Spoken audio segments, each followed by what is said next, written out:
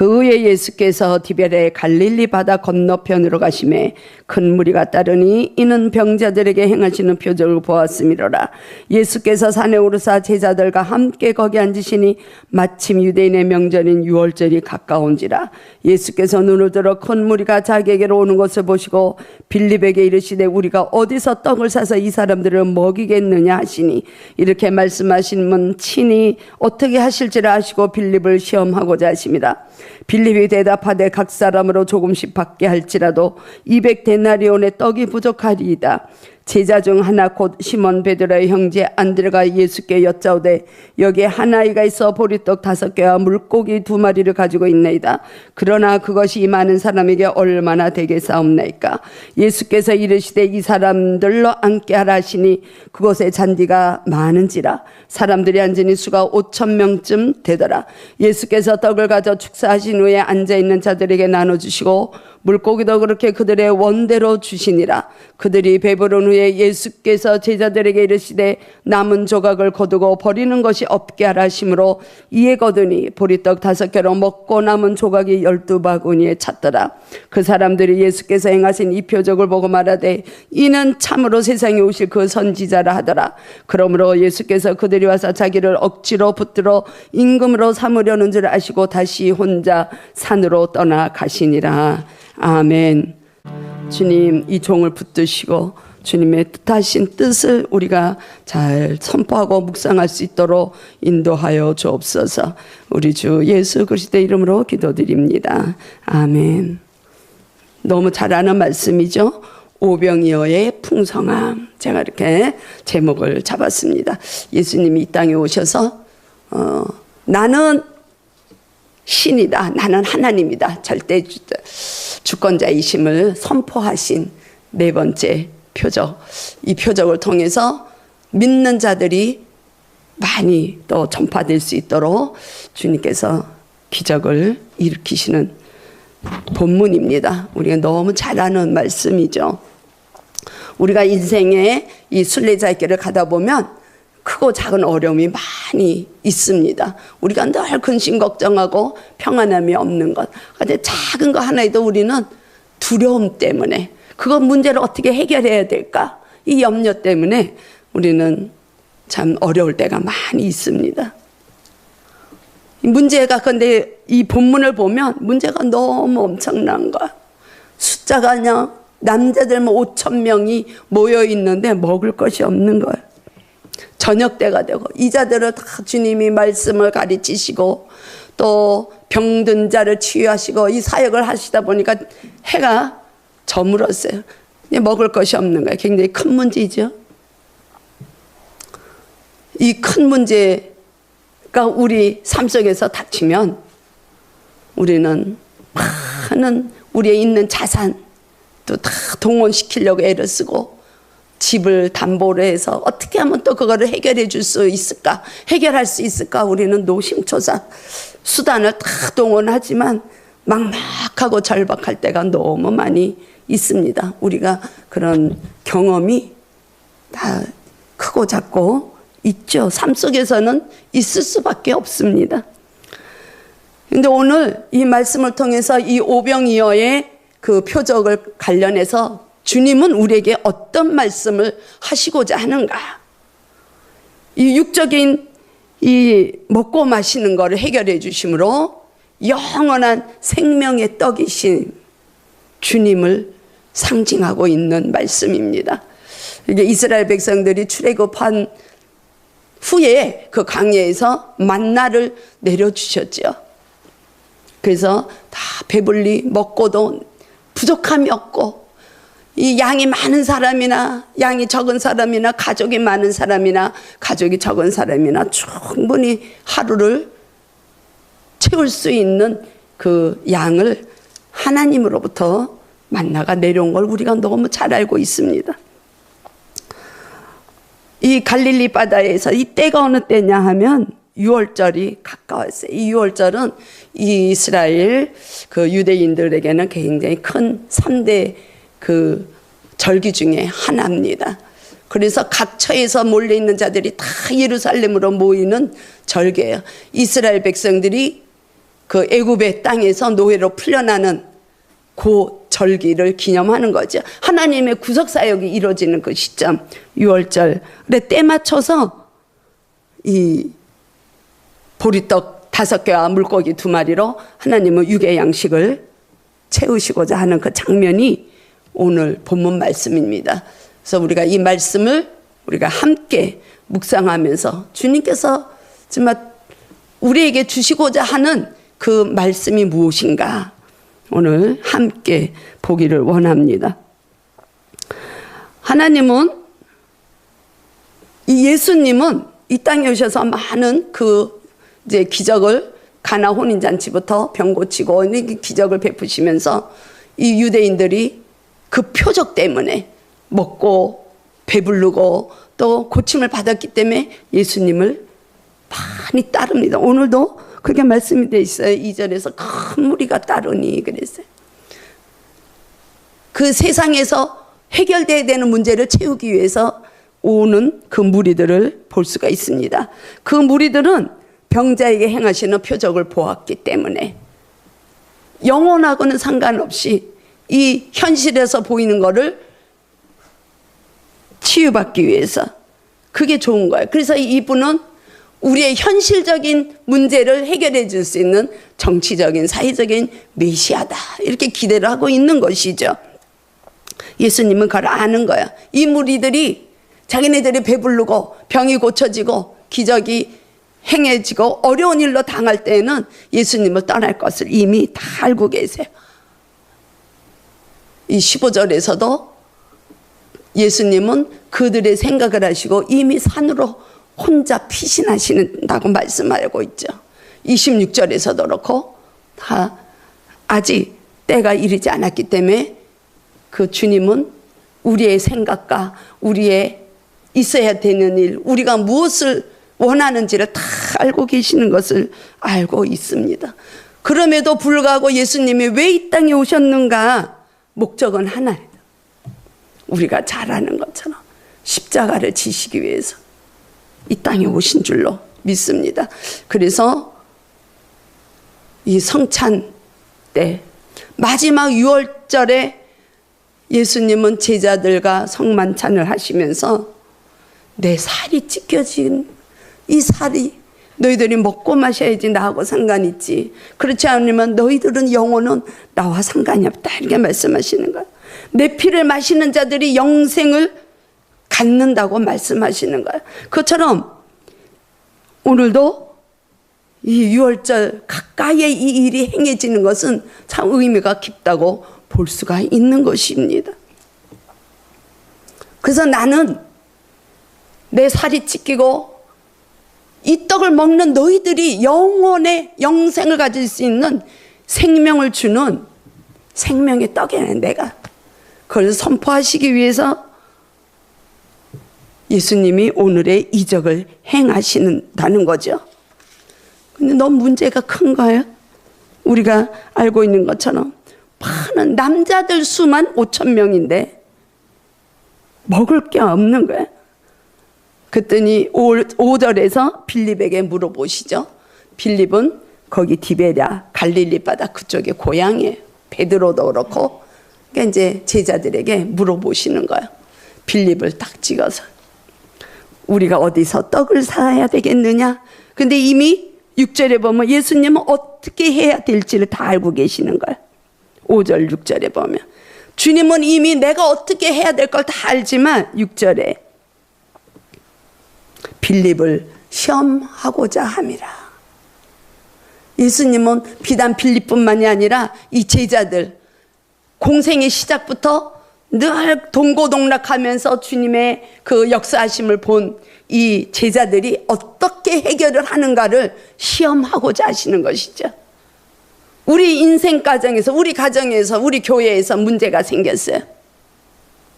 그럴 때 여러분들은 주님이 우리들에게 어떻게 이 문제를 너는 풀겠느냐, 너희 가정에 이 문제를 너는 어떻게 풀겠느냐 하실 때 주님은 답이 있으신 거예요.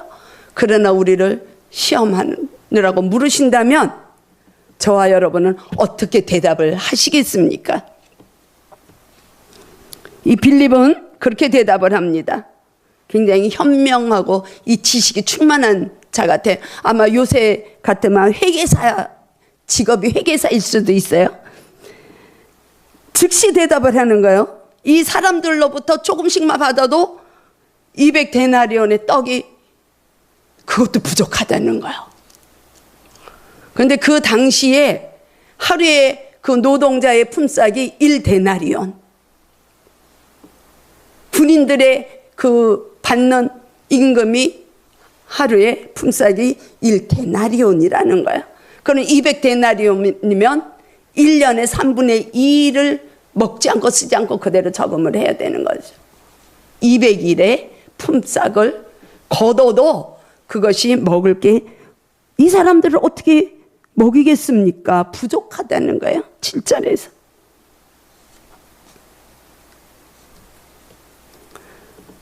현실적으로 그 돈이 다 모아지면 과연 그 제자들이 돈으로 떡을 샀을까요? 아마 베드로에게 물어보셨다면 베드로는 아마 주님 잠시만요, 제가 물고기를 잡아오겠습니다, 그랬을 수도 있죠. 근데 우리의 마음은 우리가 가진 게 없을 때는 주님 내가 돈이 많다면 우리가 구제도 하고 또 어려운 사람 돕고 헌신을 주님의 나라를 위해서 헌신을 하겠는데 지금 가진 게 없습니다. 우리의 모습 아닙니까? 근데 우리에게 막상 돈이 생긴다 하면 우리가 과연 그 주님의 영광 위해서 쓰여질까요? 그때 되면 아마 그때대로 또 써야 될 일들이 많아서 이 200데나리온이 모아져도 아마 떡을 사는 건 조금 뒤로 갔을 거예요. 필요한 게 먼저 해결하려고 하지 않았을까, 이런 생각이 듭니다. 이 말씀은 사복음서에 다 나와 있어요. 근데 마태복음에는 그렇게 나와 있습니다. 마태복음 14장 15절에 보면 저녁이 되매 제자들이 나와 이르되, 제자들이 주님 앞에 나와서 이야기하는 게 주님 여기는 빈들입니다. 여기는 이미 이제 해가 저물었습니다. 그러니까 저 무리들로 다 각자 자기네 집으로 가서 먹을 것을 사 먹게 하십시오. 우리가 여기서 어저께 행사를 했어요. 행사를 했는데 평상시에는 자기네들이 다 끝나면 먹고 가는데 어저께는 마지막 날이라 그 행사하는 분들이 우리 교회에 또 감사 헌금을 또 이렇게 내시더라고. 그래서 제가 저녁을 식사를 대접했어요. 우리는 이 먹는 게 얼마나 사실 참 중요하고 큰 비중을 나타내는지 몰라. 그래서 우리가 점심도 식구가 없어도 마음껏 충분하게 부족하지만 준비하고자 애를 쓰는 것입니다. 같이 한 밥 먹고 거기에서 얼마나 교제가 되는지. 이 예수님은 그 만찬을 하시면서 늘 이 유대인들은 몇 시간씩 하잖아요, 식사 시간을. 그러면서 주님이 또 겸손하게 너희들도 섬기라고 가르치시기도 하시고 그런 모습이 있습니다. 어쨌든 이 제자들이 그렇게 얘기를 해요. 빌립뿐만이 아니라 제자들이 여긴 빈들이라 아무것도 없어요. 여긴 광야라. 그리고 껌껌하고. 그러니까 각자 가서 이 교회에 주님의 역사하심을 보고 위로를 받겠다고, 고침을 받겠다고, 상한 마음이 회복이 되겠다고 이 교회에 딱 무리들이 들어왔는데 껌껌하고 여기서 먹을 게 없으니까 각자 집으로 가세요 하는 거 똑같은 거예요. 가면 그들이 언제 또 모아질까요?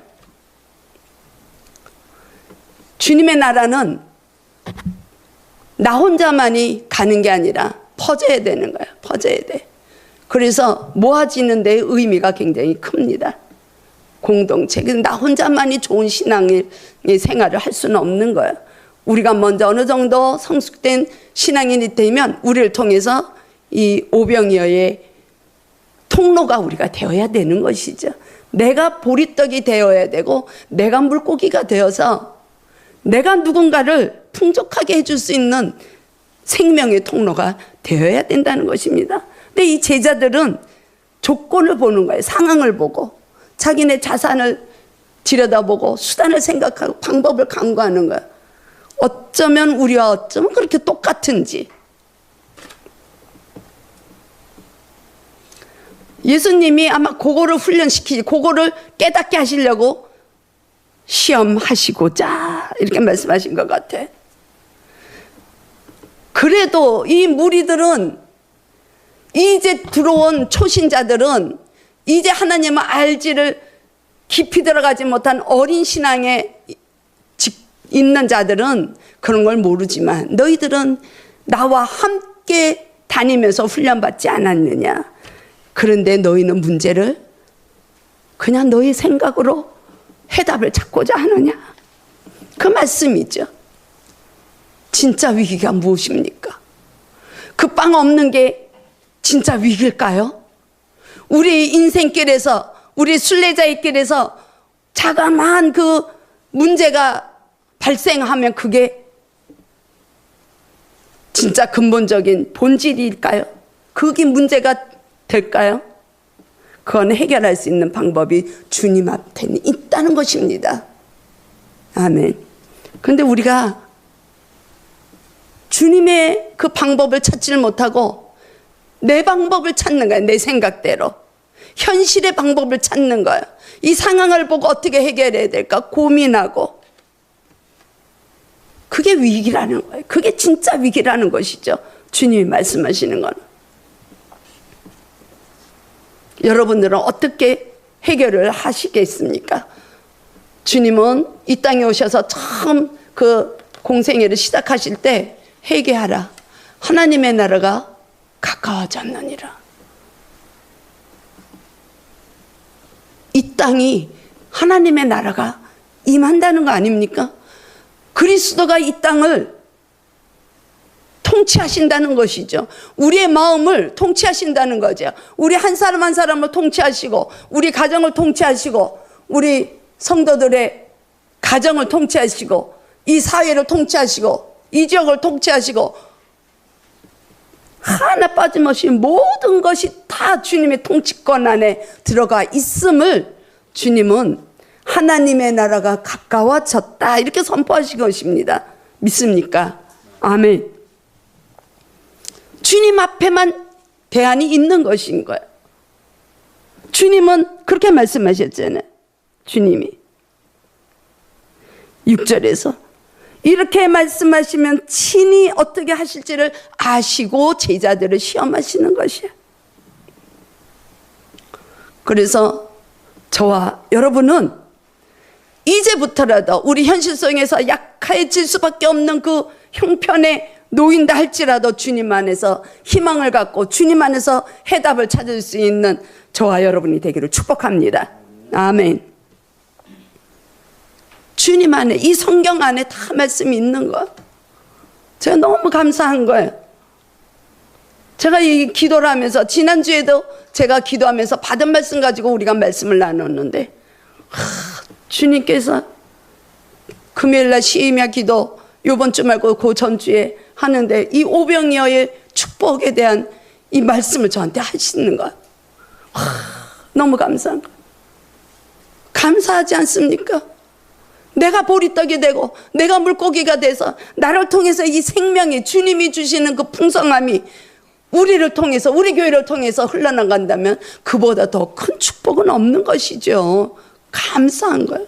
얼마나 감사한지 몰라. 근데 지난주에도 금요일날 심야기도 하는데 우리 주님 말씀을 또 주시더라고요. 여러분들도 한번 심야기도에 아마 참석해 보시면 너무 좋을 것 같아요. 그러면 주님이 우리에게 각자 그 형편대로, 그 믿음대로 있는 모습 그대로 주님 말씀을 주시는 것입니다. 그래서 다음 주도 기대하시라. 주님이 주신 말씀 가지고 또 말씀을 준비할 것입니다. 너무 감사한 거예요. 제가 부족하고 연약하고 나이 많다고 걱정할 게 없다는 거예요. 어저께 한 분이 그러시는 거예요. 어저께 한 분이 저녁 식사를 같이 하고 저보고 그러더라고요. 남편 소장님이 목사님하고 차이가 많죠. 그러는 거예요. 많이 오빠죠. 그러더라는 거예요. 저희 남편이라서 오빠라는 말에 제가 놀래가지고 저희 남편이요? 그랬더니 차이가 많죠. 별로 차이가 없는데요. 2년밖에 차이가 안 지는데요. 근데 그분이 저에게 그러는 거예요. 그러면 관리를 하시나 봐요. 그러는 거예요. 얼굴 관리를 하시는가 보다. 그렇게 안 보인다는 거예요. 주님이 은혜 주시면 우리는 나이에 상관이 없는 거예요. 우리의 마음은 청춘의 그 열정을 가질 수가 있는 것입니다. 얼마나 감사한지 몰라요. 주님과 교제한다는 것이 우리는 얼마든지 이 오병이어의 풍요로움을 우리가 누릴 수 있는 것이에요. 그러더니 9절에 가니까 안드레라는 제자가 하나이가 가지고 있던 오병이어를 주님 앞에 내놓으면서, 믿음으로 내놓는 것도 아니에요. 이거는 100% 믿음도 아니고, 가지고 왔으나 그러나 이 많은 것으로 되겠습니까? 참 그래, 그죠? 몇 프로의 믿음인지 모르겠지만 완전한 믿음은 아닌가. 100%를 주님을 신뢰하는 건 아니에요. 주님, 보니까 우리 형편에서 요거만 있는데 요거 가지고 이게 해결이 될까요? 이게 깔려 있죠. 그러나 주님께는 그것이 문제가 되지 않는다는 것을 우리는 믿음으로 아는 것이죠. 그때 주님은 일하시는 것입니다. 우리가 어려움이 있을 때, 낭떠러져 있을 때, 그때 주님은 일을 하시는 거야. 내 안에서, 우리 가정에서 일을 하시는 거야. 근데 우리는 근심, 걱정, 두려움이 먼저 오기 때문에 주님이 일하시면 우리는 놓치는 거지. 이스라엘 백성들이 홍해 앞에 머물렀을 때 애국 군대가 달려오니까 모세가 뭐라 그럽니까? 너희들은 그냥 가만히 구경만 하라는 거야. 구경만.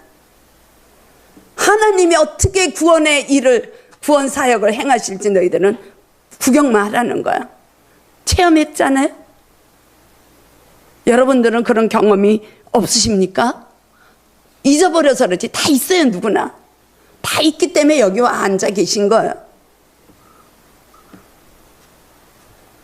너무너무 내가 힘들고 절망일 수밖에 없고 소망이 없고 문제가 해결될 기미가 없을 때 우리는 내 힘으로 어찌할 수 없을 때 주님께서 그때 일을 하시는 거예요.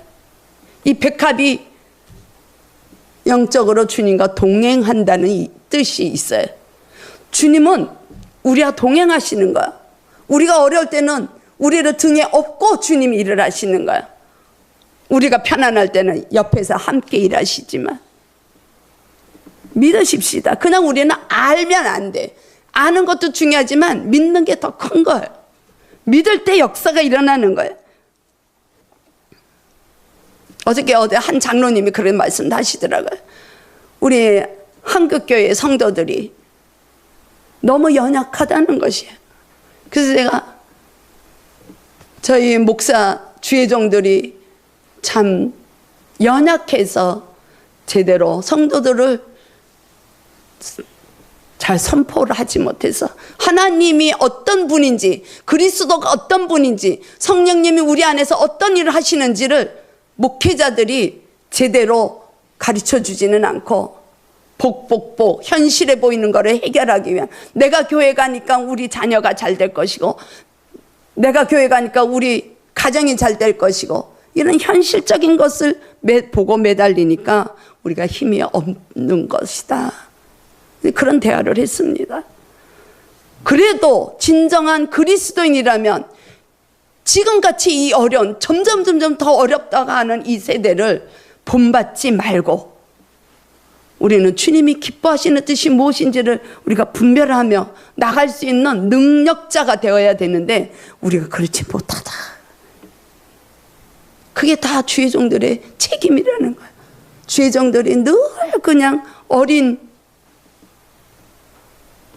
전만 먹여서 그래. 전만 먹여서.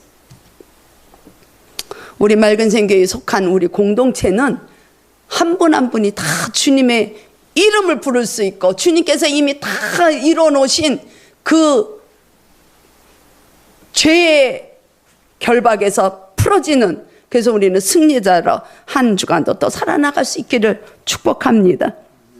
그랬더니 그 예수님이 10절에서 그렇게 말씀하십니다. 예수께서 이르시되 이 사람들로 앉게 하라. 그래서 다 앉아요. 근데 이제 이렇게 마가복음을 보게 되면 때를 지어서 앉히라 그랬어요. 때를 지어서. 그게 소그룹 중요한 거죠. 저희도 이제 이렇게 교인들이 좀 들어오시면, 지금 들어오신 분들은 리더가 돼야 돼. 거기에 소그룹의 리더가 되셔서 그 소그룹을 이렇게 인도할 수 있는 수준까지 제가 평신도 사역을 저는 꿈꾸고 있습니다. 그래서 흩어지려고, 이 제자들은 해결이 안 돼서 다 각자 집으로 돌아가게 하십시다 한 것을 예수님은 다시 다 하나가 될 수 있도록 이 공동체를 결속시키시는 거죠. 앉게 하라. 중요한 것은 우리는 주님의 능력을 바라요. 우리는 주님의 역사심을 보고 싶어 합니다. 주님의 음성을 우리는 듣고 싶어 합니다. 근데 주님은 내가 잘났을 때, 내가 스스로 잘할 수 있을 때 주님은 역사하지 않습니다. 주님, 나는 부족합니다. 주님, 내 힘으로는 어찌할 수가 없습니다. 나의 연약함을 고백할 때 주님께서 일하심을 우리는 볼 수가 있고 주님께서 말씀하신 걸 우리는 들을 수가 있는 것입니다. 그렇기 때문에 우리는 늘 거룩해야 돼요. 죄와 분리되는 삶을 살아나가야 돼. 그래야 마음이 청결해야 주님을 만날 수가 있는 것이에요. 우리가 날마다 말씀, 기도, 찬양으로 인해서 우리가 하루하루를 늘 경건한 삶을 살아나갈 수 있는 그러한 열정이 우리 가운데 있기를 원합니다. 우리 자신이 공의로운 삶을 살고 싶다면, 또 정의로운 삶을 살고 싶다면, 우리가 또 정직한 삶을 살고 싶다면 우리는 부족하고 연약하고 내세울 거 없고 가방끈이 없어도 스펙이 없고 우리는 어떤 우리를 돌봐줄 수 있는 이 백그라운드가 없어도 우리는 오병이어가 될 줄로 믿습니다. 오병이어가 될 수 있는 것이에요. 주님이 함께 하심을 믿는다면. 아멘. 저는 그게 좋은 거예요. 우리 교회가 아직 연약하고 많이 제가 부족해도 늘 풍성함으로 주님 채워주신 그 풍요로움이 우리 자신이, 우리 교회가 정직한 영으로 거룩함으로 정말 주님의 나라가 우리 교회를 통해서 이루어지길 원하고, 여기에 들어와 있는 한 분 한 분이 심령이 성전이 정말 든든하게 세워져서 주님으로부터 오는 그 생명수를 먹고 마실 때 우리는 오병이어의 그 풍요로움이 나타나는 거예요. 우리를 통해서. 그래서 제가 2주년 우리 설립 이제 가까워지는데 2주년 기념해서 한번 찬양 집회를 하려고 그래요. 그래서 우리 성도들을 위해서 찬양 집회를 하면서 저희 멘토 목사님을 좀 모시려고 그래. 그래서 한번 기도도 좀 받고 우리가 기도할 수 있는 좀 불을 붙이고 나도 회복이 되고 우리 모두가 그런 시간을 가지려고 지금 9월 말쯤에 9월 20일경에 토요일 날 하려고 합니다. 그러니까 슬슬 이렇게 마음의 준비도 좀 해주시면 좋을 것 같아요. 저와 여러분이 전부 다 오병이어가 된다면 축복의 통로가 되는 것이에요. 생명의 통로가 되고 사랑의 통로가 되는 것입니다. 우리 모두가 그렇게 되기를 주님의 이름으로 축복을 드립니다. 그래야 내 가정을 살릴 수가 있는 거예요. 내가 먼저 회복이 되어야 내 가정을 살릴 수가 있는 거예요. 우리 가정에도 지금 연약한 자들이 있지 않아요? 주님의 궁일함을 받아야 될 자들이 있는 거예요. 우리 가정에도. 이 상처받은 자들이 우리 교회에 들어와서 위로부터 오는 그 생명수로 인해서 목마름이 해결이 되고, 정말 주님으로 인해서 와보라, 내가 주님을 만났더니 사마리아 여인처럼 우리의 영혼이 막 기뻐서 춤추고 주님 때문에 찬양하고, 그런 성전이 되기를 저는 꿈꾸고 있습니다. 우리는 그렇게 될 것입니다. 저는 확신해요. 우리 함께 정말 주님의 나라를 이루어가는 저와 여러분 되십시다. 아멘. 열왕기 상에도 보면 그 사르밧 가부라는 그 가부가 나옵니다. 그때 가뭄이 이어지니까 먹을 게 없어서 이 사르밧 가부가 아들과 그냥 이제 조금 남은 그 가루와 기름으로 이제 음식 만들어 먹고 죽으려고 그럴 때 엘리야를 만나요. 하나님이 엘리야를 그 가정에 보내요. 그래서 엘리야가 그 가정을, 그 음식을 너희들이 죽을 때 죽더라도, 이건 성경에는 없는 말씀입니다, 먼저 나를 먹게 해라. 그래서 엘리야에게 이제 빵을 해서 드렸을 때 이 엘리야가 축사하고 그 가정을 축복했을 때 가뭄이 해결되는 그 순간까지, 비가 오는 그 순간까지 그 모자가 모자름이 없이 기름이 넘쳐나고 먹을 것이 풍성했다는 이야기가 나옵니다. 그 가부는 죽으려고 하는 문턱이 있는 거야.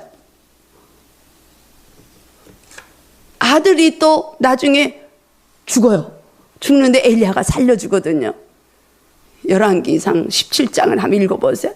그러면 그 가부가 그때 아들이 다시 살아나는 거 보고 엘리야에게 고백을 해요. 이제 당신의 하나님이 살아계신 하나님인 것을 내가 알겠다고.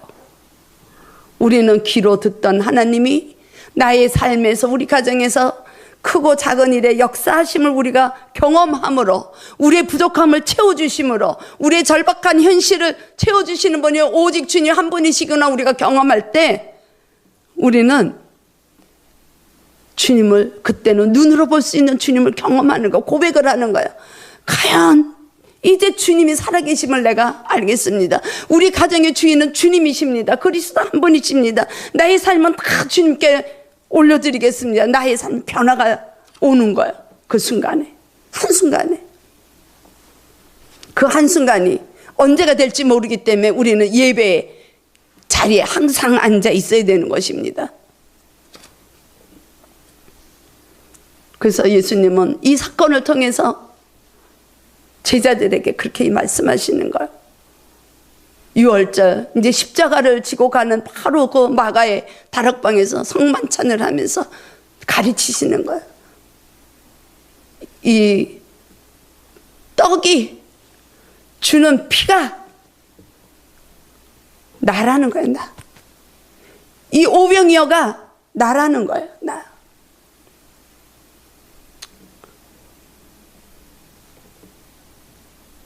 그걸 축사하시고 다 남아가지고 바구니에 다 차고 넘치는 은혜가 있는 것이에요. 예수님의 우리 삶 속에서 우리의 인생 여정을 주관하실 때 우리는 작은 은혜도 풍성하게 날마다 넘치는 삶이 될 줄로 믿습니다. 제가 지금 그걸 계속 보는 거잖아요. 정말 2005년도에 주님을 만나고 30년 만에, 교회에 나간 지 30년 만에 주님을 만나고 그 순간부터 저는 정말 경건에 이르기를 힘쓰고 뒤돌아보지 않고 여기까지 왔더니 나름대로 상황을 뛰어넘게 하시고 여건을 넘게 하시고 우리 교회가 부족함이 없이, 요새 개척교회가 누가 이거 꽃꽂이 하는지 아세요? 그냥 화분 갖다 놓고 말아요. 돈 들어서. 저는 이 꽃을 꽂으면서 얼마나 마음이 주님 앞에 감사한지. 너무 아름다운 거예요, 꽃이. 근데 요번에는 이 백합을 꽂아 놓으니까 또 더 아름다워가지고, 이 국화만 꽂을 때보다 돈 좀 아낀다고 국화를 꽂을 때는 너무 좀 재미가 없어요. 이 백합이 하나 탁 들어가니까 색깔도 너무 어저께 여기서 행사를 하는데 세상에 이 때 맞춰서 백합을 너무 잘 꽂았구나. 제가 그냥 은혜로 꽂아요. 제가 꽃꽂이를 배운 것도 아니고 그냥 꽂는 거예요. 근데 그 꽂고 나서 꽃을 얼마나 감상하는지 몰라. 혼자 너무 아름다워요. 꽃 자체가 아름다워서. 그런 은혜를 우리에게 주시는 것이에요. 우리의 마음이 그만큼 풍요로워지는 거죠. 제가 예전에는 꽃을 봐도 이쁜 줄 몰랐고 꽃을 봐도 감사한 줄 몰랐어요.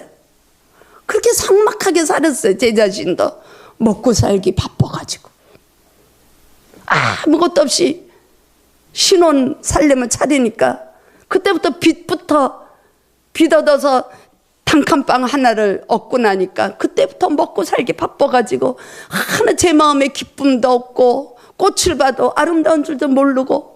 근데 주님을 만나고 나니까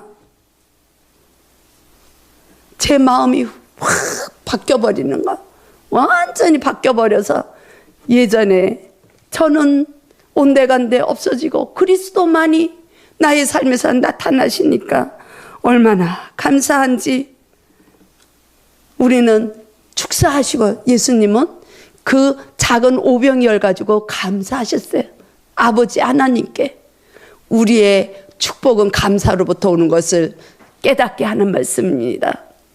우리의 상황이 내 마음에 안 들고 좀 어려움이 있다 할지라도 우리가 감사로 먼저 주님 앞에 우리의 마음을 고백하고 우리의 부족함을, 우리의 연약함을 주님 앞에 고백할 때 우리의 주님은 우리의 삶을 인도하시고 염려 마라. 내가 너희 필요한 걸 다 안다. 우리에게 말씀해 주신 것입니다. 그때 우리는 하늘로부터 오는 그 평화, 하늘로부터 오는 그 위로 우리의 마음을 생명수로 가득 채워지게 될 줄로 믿습니다.